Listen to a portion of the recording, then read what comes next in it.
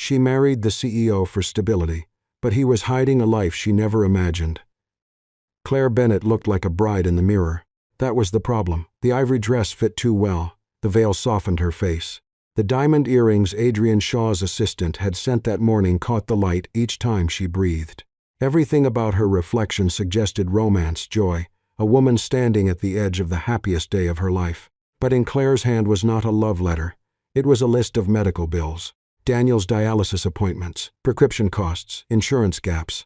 Hospital balances carried over from months when Claire had paid the rent first and prayed the clinic would wait. The paper trembled between her fingers. She had imagined marriage once. Years ago, before her father gambled away their savings and left behind debt like a second corpse. Before her younger brother's kidneys began failing.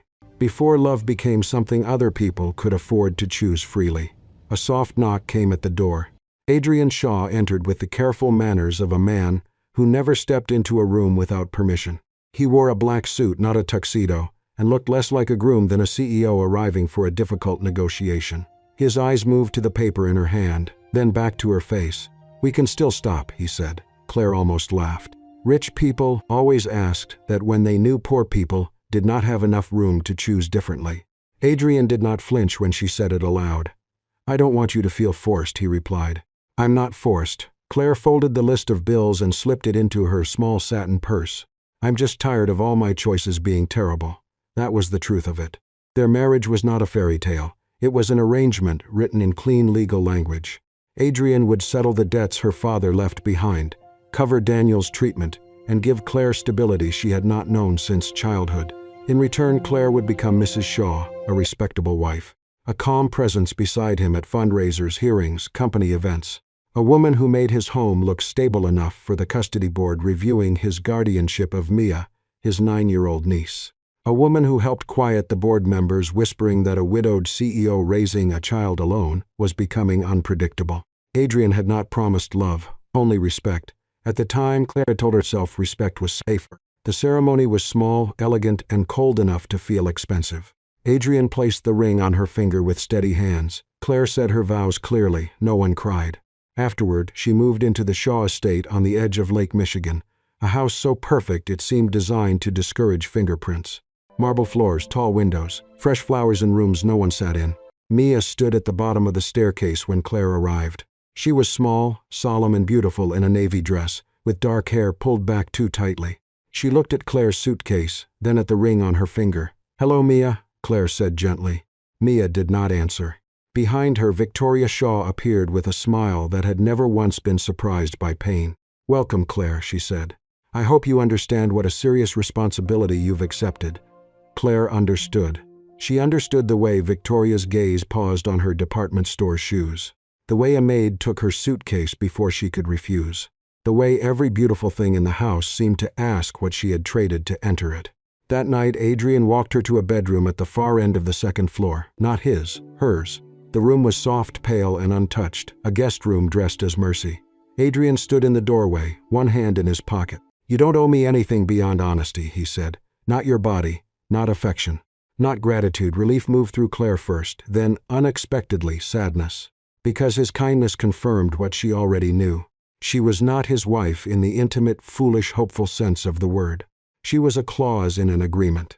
A woman protected by boundaries because desire had never been part of the deal. After he left, Claire called Daniel from the edge of the bed. Her brother answered on the third ring, voice thin but playful. "So," he said, "do I have to call you Lady Shaw now?" She smiled despite herself. "Only if you want me to hang up." He joked about marrying rich next time himself, preferably someone with good insurance and a lake house. Claire let him make her laugh because laughter was easier than telling him the room felt too large and she felt very small inside it. Then Daniel went quiet. "Claire," he asked, "are you okay?" She looked at the ring on her finger. "Yes," she lied, "I'm okay." The first family dinner happened the next evening.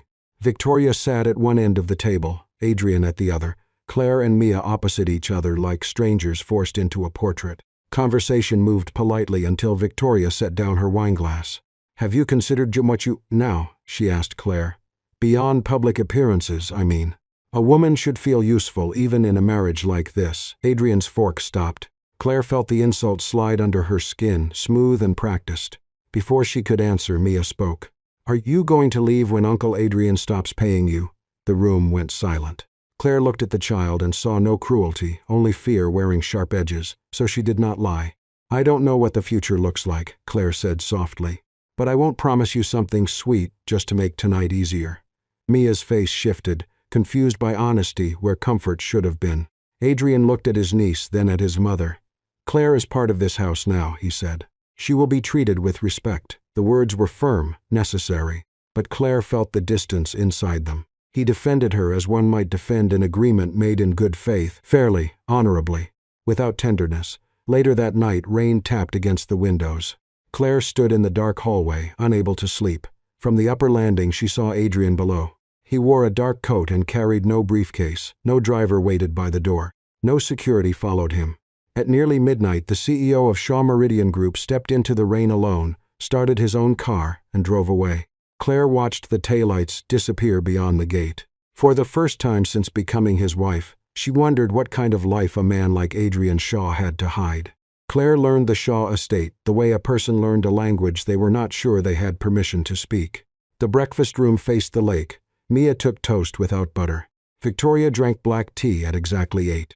Adrian left the house by 7:30 most mornings, already buttoned into his suit, already answering emails in the voice of a man who had become a building from the inside out. Claire tried to be useful. She arranged her own closet because she hated the idea of a maid touching her thrift store sweaters. She asked the kitchen staff where cleaning supplies were kept, which made them look at her with polite alarm. She learned Mia's school schedule, the name of her piano teacher, the brand of cereal she pretended not to like but ate every morning. Mia noticed everything. She noticed Claire never used the black credit card Adrian had placed on the desk in her room. She noticed Claire washed her own clothes on the delicate cycle. She noticed the small notebook where Claire wrote down every expense, even though there was no longer any practical reason to count dollars that carefully. Mia did not soften, but she watched. That was something. Adrian remained courteous, almost flawlessly so. In public, he placed his hand lightly at Claire's back, but never too low. At charity dinners, he introduced her as his wife without hesitation. At board events, he stood beside her with a quiet protectiveness that made photographers lean closer. He never embarrassed her or touched her without consent. He never asked for more than she had agreed to give. Some days, Claire found his restraint merciful. Other days, it felt like being kept behind glass. Every Thursday, Adrian disappeared. At first, Claire did not mark the pattern. He was a CEO. CEOs had late meetings, emergency calls, dinners with people whose names appeared in financial magazines. But by the third week, the rhythm became impossible to ignore. Thursday evening, always after dinner, no driver or security, no mention on his official calendar. When he returned, usually close to midnight, he looked different. Not guilty exactly. Tired in a way work did not explain. His coat carried traces of another world. Smoke from a crowded kitchen, cheap hand soap, damp plaster, sometimes fresh paint. Not perfume. That would have been easier. Claire told herself she had no right to ask. Their marriage had rules, stability for appearance, respect without intimacy, honesty where necessary, privacy where possible. If Adrian had a secret, maybe it belonged to the part of his life she had not purchased with her signature. But then the gossip began. A society column mentioned Adrian Shaw's unexplained late-night absences. A business blog suggested the new Mrs. Shaw had not brought much warmth to the widower's home. A blurry photograph appeared online of Adrian leaving the estate alone in the rain. The comments were cruel in that bored, casual way strangers specialized in. Maybe the marriage was already failing. Maybe the new wife had been a mistake. Maybe a man like Adrian Shaw did not marry a woman like Claire Bennett for love. That last one was true, which somehow made the rest hurt more. Victoria found Claire in the morning room after the article spread. She spoke while arranging flowers in a vase as if discussing weather. If there were ever a scandal, she said, people would not blame Adrian first. Men like him were forgiven for loneliness. Women like Claire were blamed for not being enough to cure it. Claire stood very still. She wanted to say that she had not married Adrian to cure anything. She wanted to ask whether Victoria had ever loved anyone without turning them into a family asset. Instead, she said nothing, because the thing she feared most was not that Adrian had another woman. It was that he had another life, and the version of him in it was warmer than the man who came home to her. That Thursday, Daniel was admitted to the hospital. A mild complication, the nurse said. Nothing catastrophic. But Claire heard the word hospital and felt the old terror return. She called Adrian once, then twice. Both calls went unanswered. His assistant did not know where he was. The house staff exchanged glances they tried to hide. Claire took a taxi to the hospital alone. Daniel tried to joke through the IV line in his arm. Claire smiled for him, adjusted his blanket, asked questions, signed forms, and did everything she had always done before she became Mrs. Shaw. The marriage had given her money. It had not given her someone to call at 10:43 p.m. when her brother was pale and trying not to be scared. By the next Thursday, Claire stopped pretending not to care. She waited near the upstairs window until Adrian left. Then she took a car service and followed from a careful distance through the wet Chicago streets. She expected a hotel, a private club, a quiet apartment with warm windows and a woman who knew how he took his coffee. Instead, Adrian's car turned south, away from the polished parts of the city, into streets where brick buildings wore old wounds and corner stores glowed behind metal grates. He parked beside a narrow, aging building with a faded blue door. There was no sign at first. Only when Claire stepped closer, rain soaking through her coat, did she see the small plaque half hidden by ivy. Elise House. The name meant nothing and everything. Through the front window, she saw women gathered around folding tables, children with backpacks, a bulletin board covered in job listings and school notices, a toddler crying near the entrance. Then Adrian appeared, not Adrian Shaw, CEO, not the distant husband who slept down the hall. This Adrian had rolled up sleeves and wet hair. He knelt under a sink with a wrench in one hand, tightening a leaking pipe while a little boy held a flashlight for him. Later he lifted a crying toddler onto his hip with the ease of long practice. He spoke to a woman whose cheek was bruised purple beneath makeup, and his face held no pity, no corporate polish, only careful attention. Claire stood outside, unable to move. This was not betrayal. Or if it was stranger than the kind she had prepared herself to survive. Adrian looked up then. Their eyes met through the glass. For a moment, neither of them moved. Then he came to the door. Rain ran down Claire's face, but she did not know if she was cold or furious or simply stunned. Adrian opened the door. He did not look angry. He looked tired, and behind the tiredness was something almost like grief. "This," he said quietly, "is the part of my life I didn't put in the contract." Claire looked past him into the warm, crowded room, and for the first time, she understood that her husband had not been hiding a woman. He had been hiding a wound. Adrian did not ask Claire to come in. He simply held the door open, as if he knew the choice mattered. Claire stood in the rain for another moment, staring past him into the warmth of Elise House. A little girl was asleep on two pushed-together chairs. A woman in a gray sweater filled out a job application at a folding table. Somewhere in the back, a kettle whistled. Nothing about it looked like a CEO's secret affair.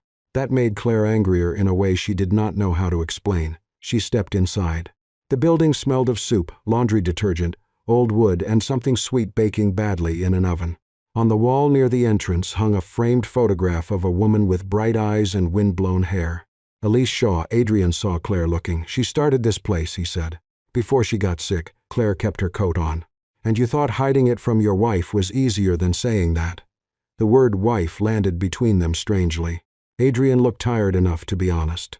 Elise had a friend who couldn't leave her husband because she had nowhere safe to go and no money of her own. Elise said charity dinners were useless if the women who needed help couldn't afford the cab ride to get there.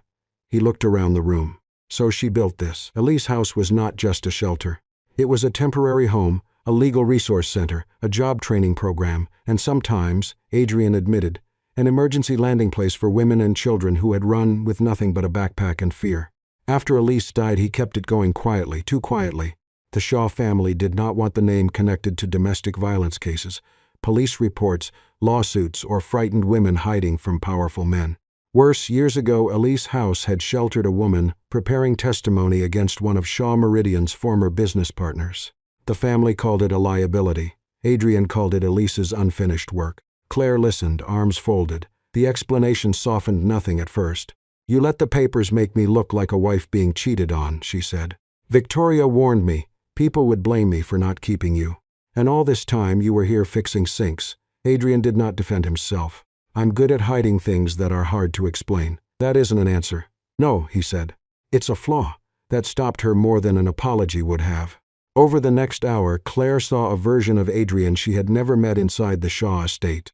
Not warmer exactly, but less armored. He knew where extra blankets were kept. He knew which child hated peas, which woman was applying for nursing assistant training, which window jammed in the upstairs hall. The women did not treat him like a savior. One of them told him his soup tasted like a lawsuit against vegetables. Another took the wrench from his hand and informed Claire that Mr.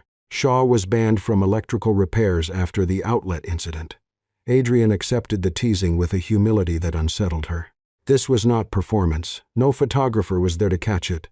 Claire came back the next Thursday. She told herself it was because the donation files were a disaster. That was true. Receipts were stuffed into envelopes. Training schedules were written on sticky notes. The children's room had mismatched curtains, broken shelves, and chairs too large for small bodies. Claire knew numbers, she knew spaces. She knew what it felt like to live in a room that did not belong to you. So she organized the books, rebuilt the budget spreadsheet, sketched a better layout for the children's corner, and found herself staying longer than planned. Mia followed her one afternoon. Claire found the girl standing in the hallway, still wearing her school uniform, watching her read to two toddlers under a blanket fort made from old sheets. Mia did not say much, but she stayed. Later, Claire caught her smoothing one of the new curtains Claire had sewn from donated fabric, her face thoughtful in a way that made her look younger than 9. That evening, one of the staff members showed Claire an old video Elise had recorded for volunteers. On the screen, Elise was thinner than in the photograph, but her voice was clear. She said writing checks was easy for people with money. The harder thing was showing up when pain was inconvenient. She said shelters did not need heroes. They needed people willing to stay after the speech ended. Then she smiled, tired and sad. She said Adrian had a good heart, but sometimes he thought love meant providing from a distance. Claire paused the video. Something inside her twisted. Adrian was here now, present, patient, useful in imperfect ways. He was becoming for Elise House what Elise had once begged him to become in life. And Claire wondered where that left her. Was she his wife? Or another room in the house of his guilt?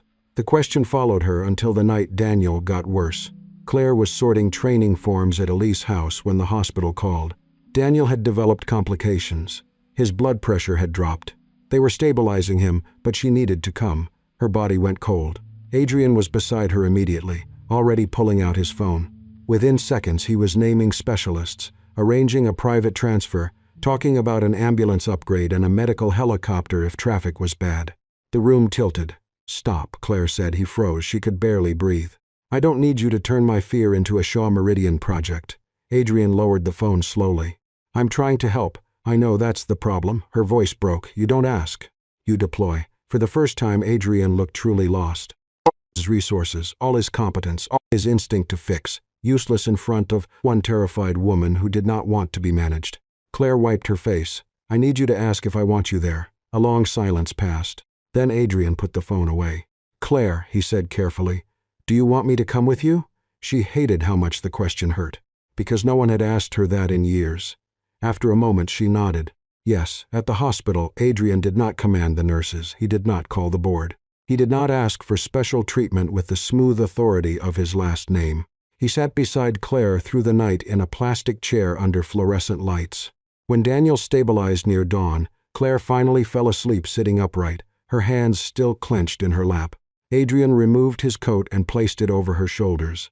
In the doorway, Mia stood silently, having followed Victoria to the hospital and slipped away. She saw Claire sleeping beneath Adrian's coat. She saw her uncle beside her, not distant, not powerful, not performing duty, just there. And for the first time, Mia wondered if this marriage might be becoming something no contract had known how to name. The story broke on a Tuesday morning. Claire saw it first on her phone while sitting beside Daniel's hospital bed, half awake, her neck stiff from another night in a plastic chair. A headline glowed on the screen. CO Adrian Shaw seen entering secret women's shelter. New marriage already in trouble? Below it was a blurry photograph of Adrian outside Elise House, rain on his coat, face turned away from the camera. The article did not mention broken faucets, donated blankets, job training forms, or children sleeping safely for the first time in weeks. By noon, the story had multiplied. Business blogs questioned whether Adrian had hidden personal liabilities from Shaw Meridian investors. Gossip sites called Claire the contract wife betrayed before the ink dried. Comment sections treated her life like a menu of humiliations. Some pitied her, some mocked her. Some said a woman who married for stability should not be surprised when stability came without love. Claire read that sentence 3 times before turning off her phone. At the Shaw estate, Victoria was furious in the controlled way only powerful people managed. She did not shout. She moved through rooms as if every step accused someone. In her mind, the problem was not Elise House. The problem was exposure. She believed Claire had made Adrian careless. Before this marriage, Adrian's grief had been orderly. His secrets had remained where they belonged. Now reporters were calling, board members were panicking, and the Shaw name was being dragged through words like shelter, abuse, liability, investigation. The board reacted even faster. By evening, Adrian into a conference room, where men and women in expensive suits explained compassion in risk management terms. Elise House had to be separated from Shaw Meridian immediately. Better yet, folded into a branded charitable foundation, polished, audited, photographed, controlled. The women could still be helped, they said, but the story needed better architecture. Adrian listened without expression. Claire sat beside him, silent. She could feel the old version of him returning. The man who protected people by closing doors around himself. He was preparing to take the blame, absorb the scandal, distance her from the damage, and stand alone because loneliness was the one strategy he trusted. He thought that was love. Claire was beginning to understand it was fear. The press conference was arranged within 24 hours. Victoria approved the statement herself. It was elegant, bloodless, and cruel in the way careful language could be cruel. Elise House would be described as a personal charitable interest. Claire would be framed as unaware of the situation. Shaw Meridian would review all connections. Adrian would express regret for any confusion. No one would lie directly. That made it worse. Reporters filled the room at Shaw Meridian headquarters. Cameras pointed toward the podium. Adrian stood behind it, the prepared statement in front of him, looking like a man about to bury something alive. Claire watched from the side. She thought of Elise's video, showing up after the speech ended. She thought of the bruised woman at the shelter, the children in the blanket fort, Mia watching from the hospital doorway, Daniel pretending not to worry about being a burden. She thought of herself, standing in a wedding dress with medical bills in her hand, believing stability was the best life could offer her. Then Adrian reached the line about Claire having no knowledge of the matter. And Claire stepped forward. The room shifted at once. Victoria turned sharply. Adrian stopped reading. Claire did not take the microphone from him. She stood beside him and faced the cameras with shaking hands and a steady voice. She did not pretend theirs had been a love match. She said their marriage began as an arrangement, built on need, guardianship, money, fear, and 2 people trying to survive different storms. Adrian had hidden things from her. She had agreed to a marriage that promised safety before intimacy. Neither of them was innocent of using distance as protection. But Elise House, she said, was not a scandal. It was not a mistress. It was not a liability with beds. It was a door for women who had been locked inside fear. A door for children who had learned to pack quietly. A door Elise Shaw had opened before anyone in the Shaw family understood why it mattered. Reporters stopped typing. Claire looked at Adrian then, not as a wife defending her husband, but as a woman refusing to let grief become another locked room. She said he did not have to hide his pain to prove he had loved Elise. The dead did not ask the living to stay lonely forever. Love was not honored by turning every new tenderness into betrayal. Adrian's face changed. Something in him gave way, not dramatically, but visibly enough that the cameras caught it. When he spoke again, he pushed the prepared statement aside. He admitted he had kept Elise House secret because he was afraid. Afraid of the board. Afraid of his mother. Afraid that if the world saw what Elise had built, it would also see how long it had taken him to become present in the way she once needed. He had used work, duty, privacy, and silence to avoid the most frightening truth. He was alive and part of him wanted to love again. He promised Elise House would remain open, transparent, independently governed, and protected from becoming a Shaw Meridian public relations campaign. The headlines changed within the hour. Not all were kind, but they were no longer simple. After the press conference, Victoria waited in a private hallway, her face pale with anger. She told Claire she had overstepped. For the first time, Claire did not shrink. She answered that this had always been the problem. Victoria believed Claire had a position granted by the Shaw family, instead of a voice that belonged to her already. Victoria looked to Adrian, expecting correction. Adrian stood beside Claire, not in front of her, beside her. He told his mother that Claire was his wife, but more importantly, She was not property of the Shaw name. Elise House would not be buried for comfort, and neither would Claire's dignity. Victoria left without another word. That night the estate felt different, not warmer exactly, but less airless. Adrian found Claire in the library, sitting beneath a lamp, still wearing the navy dress from the press conference. For a while, neither of them spoke. Then he admitted he did not know when their marriage had stopped feeling like a contract. Claire looked at her ring. "Maybe it hasn't stopped yet," she said softly. "But for the first time, I want to try rewriting the terms." Adrian sat beside her. No papers, no witnesses, no promises polished for the world. Only two people, finally beginning with the truth. A few months later, Daniel learned how to complain about online classes from a hospital bed with the dramatic exhaustion of an old professor. That was how Claire knew he was getting better. His color had returned. His doctors were cautiously optimistic. He still had bad days, and Claire still woke sometimes with the old terror already sitting on her chest, but the crisis had loosened its grip. One afternoon, Daniel closed his laptop and looked at her with unusual seriousness. "You don't have to stay married because of me."